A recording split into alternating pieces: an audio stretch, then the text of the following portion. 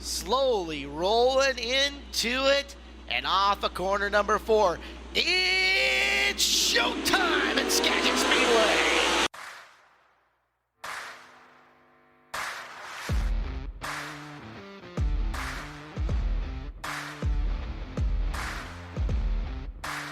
It's showtime! One car with the front of it that was junk, and another car with the back of it was junk. So I cut both of them in half, took the good part of one car and the good part of the other car, and welded them together. The reason why I decided to move to Sean's number and use it was just because in memory of Sean was his V8, and I just kind of lived for racing and racing with his number just to remember him by. Racing, and next thing you know, she's on the flag stand running the, doing flag, and all my quarterback. I'm like, where did you come from? You definitely have to want it. You can't just say you want it. You got to want it. You got to have that desire that drives you.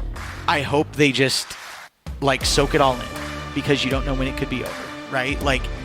You might, mom and dad can't do this anymore, right? We don't have the money, or we can't find the sponsors, whatever it is.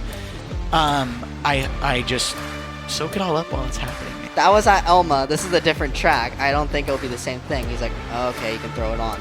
We threw the GoPro on his car, and he actually did pretty good that night, I believe. So we're like, see, I convinced him. I was like, see, it's only at Elma. You can't run a GoPro. And then the next week, I believe he blew up a motor with the GoPro on. So I haven't put a GoPro on his car since then.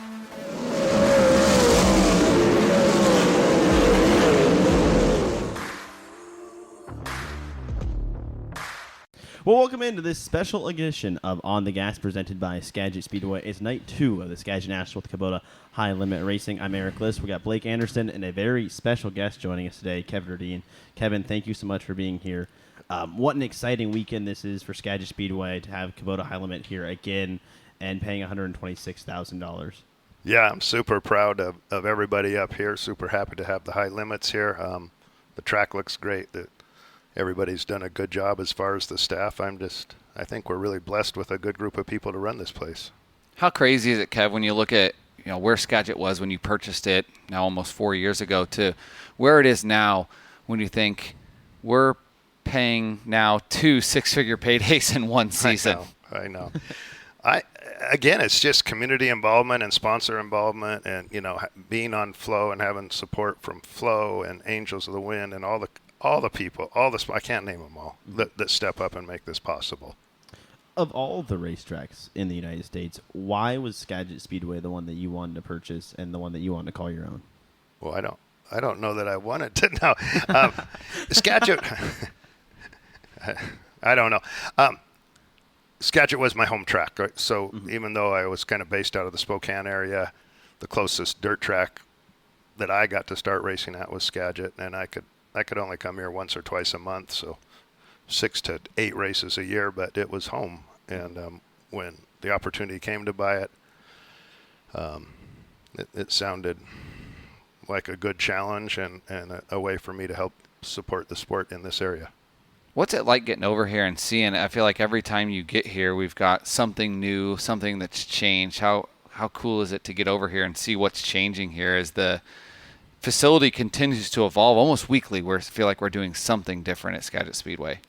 That's awesome, and it just again speaks to, it's not me, it's the group of people running the facility over here. You guys and Hager and all the people in concessions and everything. It's I'm amazed when I pull in how good of a team you guys have here, and I'm really proud of that. And I tell people all the time, it's not me that makes Skagit. It's the 100 people that make it happen on a race weekend. You've worked with John a long time. Erik and I get to work with him pretty much daily, especially during the season. I'm sorry. But I feel like, Kev, I've gotten to travel a lot and see a lot of racetracks with the All-Stars through the years, but I feel like John thinks a lot differently than really any general manager in the country on the way that we go about things on a daily basis, and I think that's a large part why we see the growth. Is it like that for you? Was it a lot different thinking when you brought him in on the management side of things as well? Well, it's great because John doesn't come from a race background. Yeah. He comes from a real estate, but mostly a people person. He runs the Rudeen management side of it, so he's good with people, and he's a good promoter, but he didn't have all that race ideas in his head, so it's wide open. And what he comes up with, some of the time it's like, no, that's not going to work. But but 90% of the time it's new, fun, good ideas. He just looks at it different. And anybody that knows John at all knows that he just thinks differently all across the board, which is, I think, what we love about him. So here's a two-part question for Yes. you. How did you meet John the first time? John was renting an apartment, working in the apartment industry, and Kirk, my CFO, was in Seattle, needed a place to live, and John was the guy that rented him his apartment. Okay. So were you the one then who introduced John to racing, or had he Yes, kind of known about it? No, I think when John was a kid, he spent some time in Colorado, and he went out to the local dirt track out there and stuff, if I'm remembering.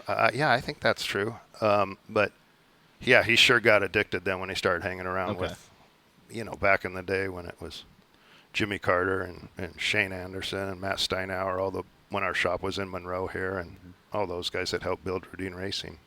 How fun was it last night watching the 26 run up front? I know, one spot short of where you guys want to strive to be, but seeing the 26 up front at your home track has to be maybe a little bit more special than just an ordinary track. Anytime it's up front is awesome, and it was really fun till lap 25, and then that darn 24 car. That guy was just he was hooked up last night, But again, I'm proud of those guys. We've been up and down all year and struggling, just even at Chico, and then to come out with this group of cars and run that well last night, I was super proud of them. They don't get their heads down. They stay positive and get back to work, and we had a great night last night. Super proud.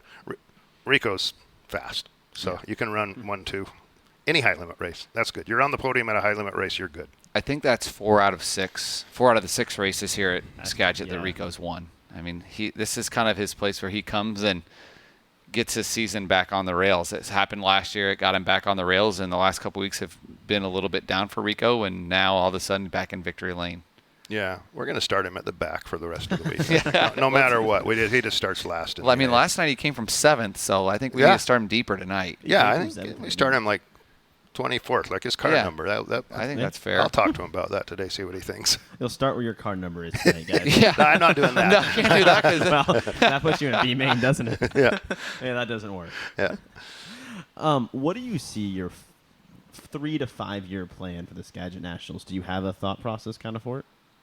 I just want to keep growing it. I want to make it more of an event. Mm-hmm.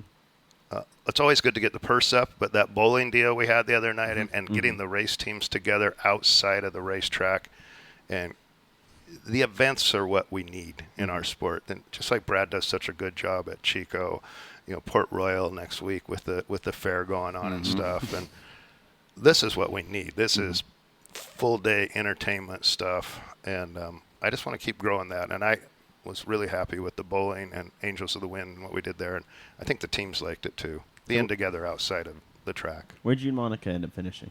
Oh, we were close. Okay. Almost won. Okay. Right there, in the mix. We were right. I mean, we were within a couple hundred pins. So I don't know. I like that. It's funny you talk about the event because I was telling Caleb Hart, our weekly announcer here, not even an hour ago we have a meeting at 2:00 every day or every race day where we go over everything. And right after the meeting, I told him, I said, Caleb, I've only been here, 18 months now. So this is my second year. But this morning, being here, campers riding bikes around and milling around, I told Caleb, I said, this is really the first time that it's felt different at Skagit, where it truly, I feel like we've really made a leap towards that event status with so many campers milling around the campground active. Even at Dirt Cup, we had just as many campers, but they were a lot quieter in the morning, where this morning there was people out walking around, walking through the grandstands. And I'm like, okay, I felt like, all right, we're heading in the right direction here. I couldn't agree more. We are headed, and we'll get better at Dirt Cup or every one of our races. But if you just look at the crowd lately, we are seeing younger people coming in. 100%. High school kids are coming in and enjoying our show. Families with young kids are coming back, and I mean it's pretty exciting what we can build here. We're getting younger. We're getting better. I've worked for you for a couple of years now. I'm a numbers guy and constantly diving in the numbers and averages on what we need to do. And I think that, we're up, and a lot of tracks this year are down. Yeah. And we have made changes, and our attendance is up. And I feel like we're probably one of the few dirt tracks in the country where weekly attendance is up, not just major events, which is super exciting. And I think that bodes shows the testament of what we're doing is actually working. I agree with that. I think we got, again, back to the great team doing our work right. Also, one thing we do have, we're super fortunate. We don't have a lot of competition, so we're not Indiana. You know, we don't have a bunch of dirt tracks really close to us. But that's good for us. That makes us different, and it helps us. But we can't rely on that. We got to still be really good. I mean, every week. For listeners that don't know where we are, we're an hour south of Vancouver, British Columbia. We're an hour north of Seattle.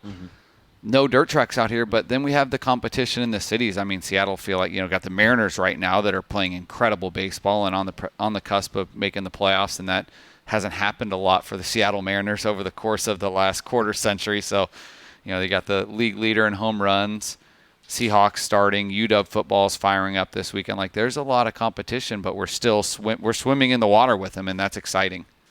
Yeah, and I don't want to get in trouble here, but I think sprint car racing is more exciting than baseball. So I'm not going to disagree. Personal opinion. Not going to. I love baseball, but yeah, the pitch clock has helped baseball. It has. Yeah, but a 410 sprint car. I've spent the last 3 days on the radio in Bellingham on 3 different radio stations each morning, and I've talked about that to their listeners on the morning radio. Like a 410 sprint car, it has one purpose. Everything on that is made on there to make it go faster. I mean, we're 950 horsepower, 1,425 pounds. They are just, pardon my friend, they're just badass. There's no other way to put it. Yeah, and it's getting those new fans in here. It's a high percentage of the fans we get here are coming back. They have a great night. Erik can attest, like, I feel like on a weekly show, we've got a lot of high schoolers that kind of come and hang out. Yeah. And I told an employee, like, I want to be that high school hangout where it's Saturday night. Where are we going? Where are the high school buddies going? We're going to go to Skagit Speedway. Whether they are paying much attention or not, they're creating that bond with us that 10 years from now, they're going to have those memories and want to continue to come to Skagit Speedway. And that's how we create those lifelong fans. And I think as a parent, that's where you want your kid hanging out, too. Yeah. It's a good group of people. It's geared toward the family.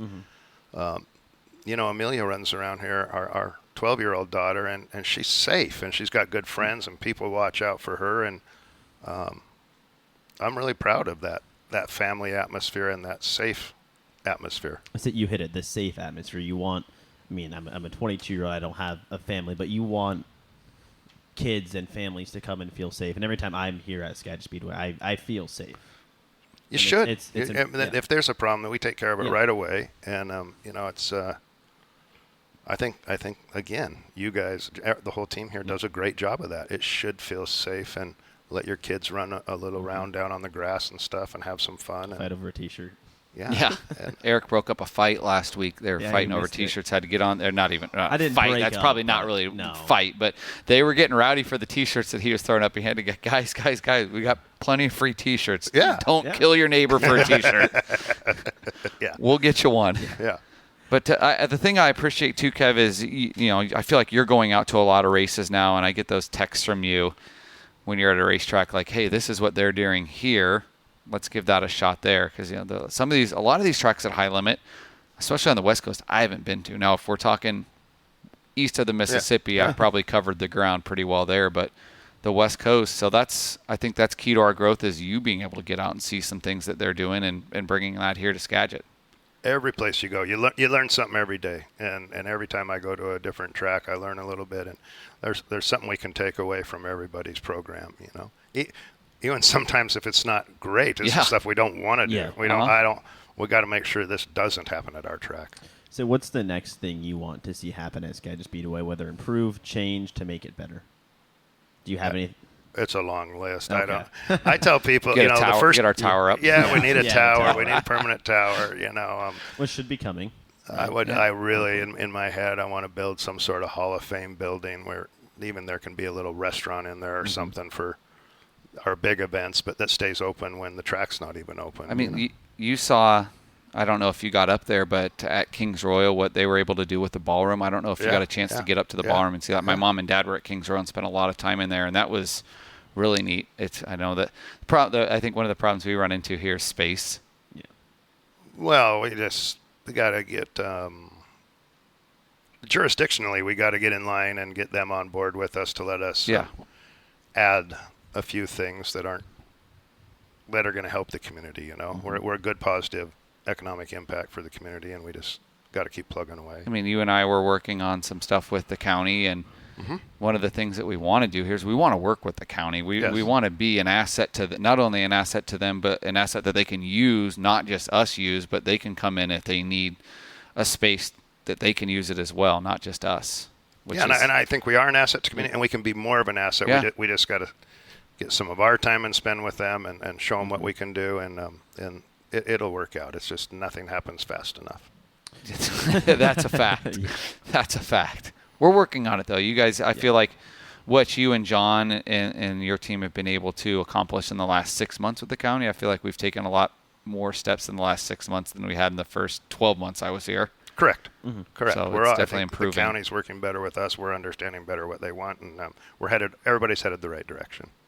This weekend we pay $126,000 to win. Well, you know, one of the highest paying races on the West Coast, the highest race on the West Coast. The highest on the high limit racing schedule. Just this state of sprint car racing on the West Coast, I feel like has never been better. Would you agree? With the amount of money that's kind of Skagit's been able to contribute. 90%. We don't have as many cars as we once had, but we can get there. We're headed the right direction. And what I've always said is we got to pay these teams, these owners, these drivers to keep them coming. So the big purses make it more attractive to get new owners out, bring up young drivers. And I don't think we're done. I think you're going to see this purse grow, and I think not only on the West Coast but nationwide, there's some really exciting stuff happening for sprint car racing. Yeah. And for sure on the West Coast, there's more coming, even if it's Trophy Cup this year or whatever. Yeah. You know. One thing that made me feel good that we're going in the right direction, Kevin, I haven't even told you this yet, but when I was back home for Knoxville Nationals, kind of talking with some teams, and teams were talking to me about what's happening on the West Coast, our weekly pay and big event pay. Is a prominent crew chief that's very well connected in the community told me, I think if you guys keep doing what you're doing in the next 3 years, you're going to start to see teams that relocate to the Pacific Northwest to run Skagit Weekly on a Saturday night and have a program out here just on Saturday nights to run Skagit Weekly, and then have a program wherever else they are. But they leave a car up here if things keep going the direction they're going up here. And I thought that's pretty dang cool that's something that some teams are, these teams are already chatting about. I think that speaks volumes to what's going on up here, and what you've allowed us to do. I mean, you have to give us the green light to do these things, and you do. Yeah, I think that's an awesome statement, and I think that's what we want. We want more teams to have this be their home track where they can come here and run a weekly program and at least break even or come close to it, have a chance to break even. And you know how tough that is. I mean, you've owned a sprint car for what are we on, 29 years now? Yeah. I think it's 29. I got one when I was 4 years old. So yes, 29. yeah, 29. Wow. No, Erik's running the math over there in his head. I see his wheels. Yeah, that went right by Erik. He's okay. That's all right. We don't he have thinks him. He's you. So math is he's average at math. It's the spelling that we get quite concerned on. But that's another story, Kev. Okay. There's a reason I type, Kevin. There's a reason I type. I lost my train of thought now. Thanks, but it's exciting here, Kev. I mean, you can feel the atmosphere that's building here, especially in the pits. I know we have 38. But we've got 38 strong teams, and it's going to grow. I mean, we've had some hurdles, but John and I have been, and you have been beating the phone in to get teams up here, and I feel like it's going to grow next year. And I think Dirt Cup next year, I think we're going to hit that elusive hurdle that we've been striving so hard for. The 50 that we car mark. pounded on the door. I think next year we cross it. I agree.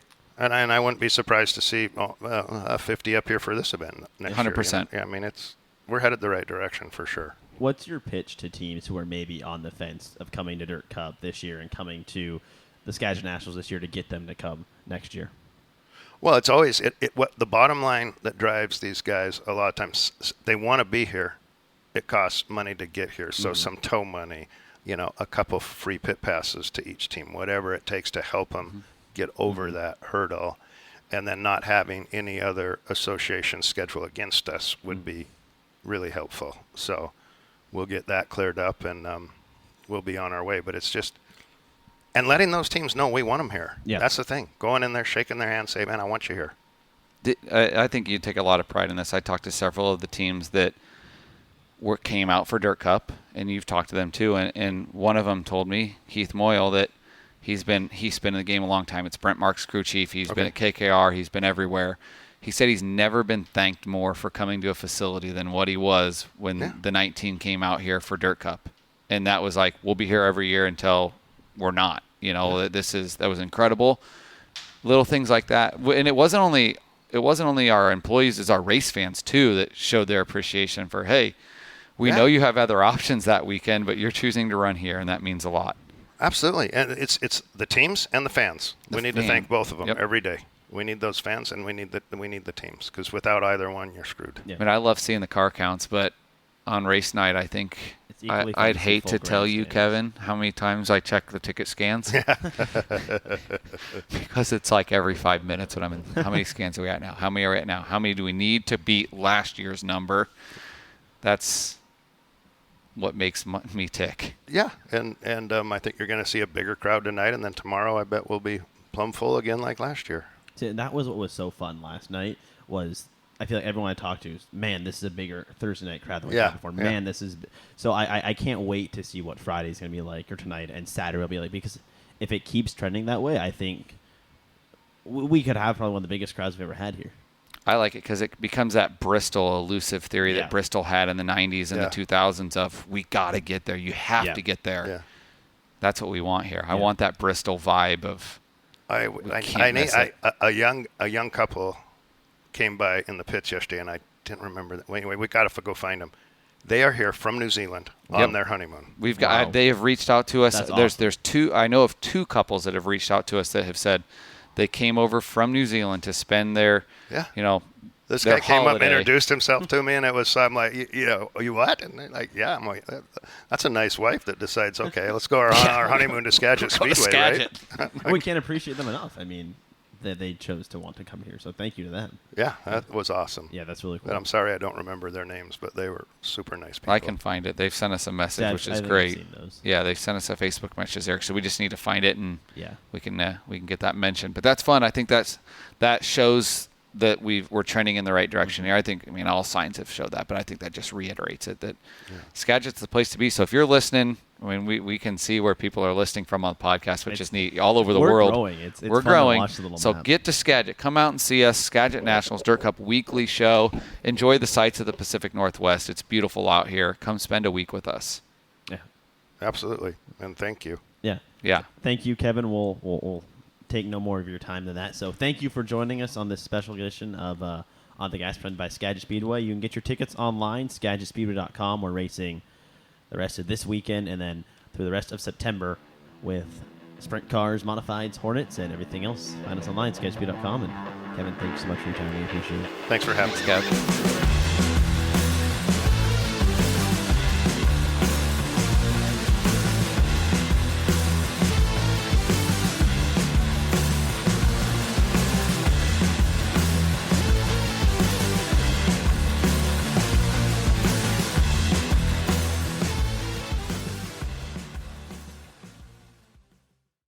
Recording. All right, you gentlemen ready? I'm ready. Awesome. Hit it. Well, welcome into this special edition of On the Gas, presented by Skagit Speedway. It's night number 2 of the Skagit Nationals with Kubota High Limit Racing, and I'm Blake Anderson. I'm Erik. We'll do this again.